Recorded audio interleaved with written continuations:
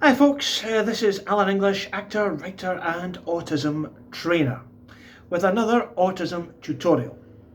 Now for this one I want to discuss the history of autism and the law in the United Kingdom.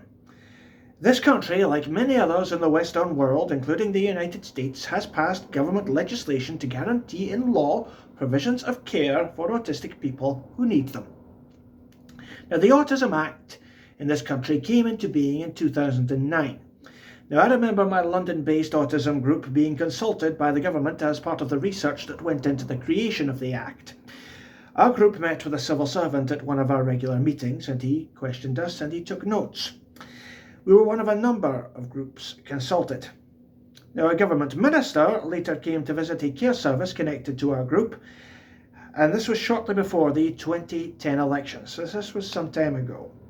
He informed us that the Autism Act was supported by all the political parties, so it would not be affected by the outcome of the then upcoming election. As far as I'm aware, this is correct.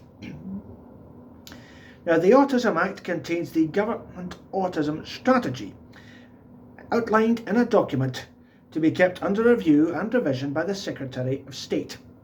Now, both the Autism Act and the Autism Strategy applied to England and Wales. The strategy was intended to improve the provision of services for adults with autistic spectrum conditions by local authorities, NHS bodies and NHS Foundation trusts. The strategy contained the following targets to enable the government to achieve this goal. These targets were a clear and consistent pathway to diagnosis, a new National Autism Programme Board to lead change in public services set out in the strategy, a programme to develop training with health and social care professional bodies backed by an investment of £50,000. Guidance on making public services accessible for adults with autistic spectrum conditions, such as improving buildings, public transport and communication. Autism awareness training for all job centre disability employment advisors. Now in 2014, the National Institute for Healthcare and Excellence created a quality standard for the identification of and support for autistic people. And this quality standard applied to autistic adults, children and young people. And it made the following recommendations for improvement of care for autistic people, including providing a personalised plan, offering them a key worker to work alongside them, psychosocial interventions to help them manage challenging situations and behaviour. It also looked at outstanding issues and challenges for autistic people, including triggers for challenging behaviour, accessibilities for autistic people in terms of age, background and language. Comparable legislation in other parts of the UK also include the Scottish Strategy for Autism and the Autism Act Northern Ireland, which were both released in 2011.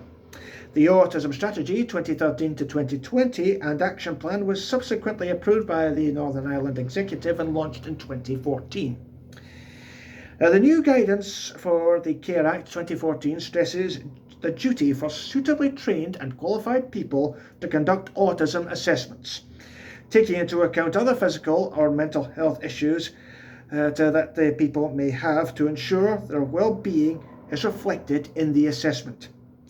Assessing an autistic person can be difficult, not only because of the nature of the condition itself, but also because of the differing circumstances that autistic people come from.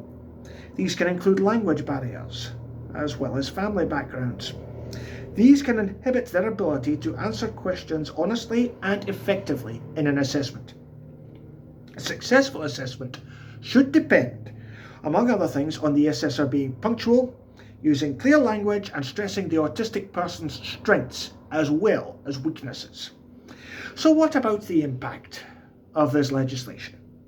Well, recently the National Autistic Society were funded by the Peers Foundation to run an all-party parliamentary group on autism inquiry to inform a review of the impact of the Autism Act on autistic people across the UK. And it is clear from the findings that a lot of work still needs to be done in terms of the care provision and the quality of life for autistic people in this country. These statistics show Only 38% of autistic adults and 25% of families with autistic people said they were even aware of the Autism Act.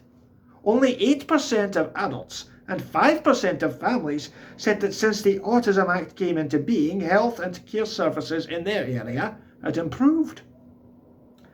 Only 24% of autistic adults and 26% of family members said they thought public understanding of autism had increased since the Autism Act was passed in 2009. Two-thirds of autistic adults said they weren't getting the support they needed. This is just a sample of the statistics in this inquiry. Other findings in areas such as mental health and employment depict a grim reality for autistic people in this country. Now, among the recommendations made by the inquiry were to create a long-term national autism understanding campaign, establish well-resourced specialist autism teams in England, establish an online social care commissioning fund for councils to use to develop innovative autism services, include a requirement in contract for benefits assessment providers to provide all frontline assessors with autism training and regularly monitor compliance with that training. All these things have been impacted by the pandemic. Many autistic people felt their needs were not addressed in lockdown. Any social isolation they were experiencing was substantially increased, with health and social care reduced or suspended. The change in routine, particularly for school-attending young autistics, was also very stressful. Autistic people who could not wear required face masks due to sensory issues faced harassment and stigma in public, leading to further isolation. There were, however, positive aspects of being in lockdown for autistic people.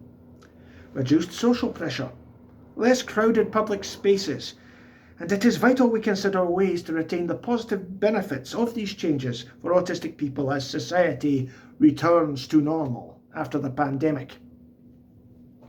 The legislation was a huge breakthrough when it happened, but there is still a very long way to go to improve the services for autistic people in the United Kingdom. I think the law can only go so far in this.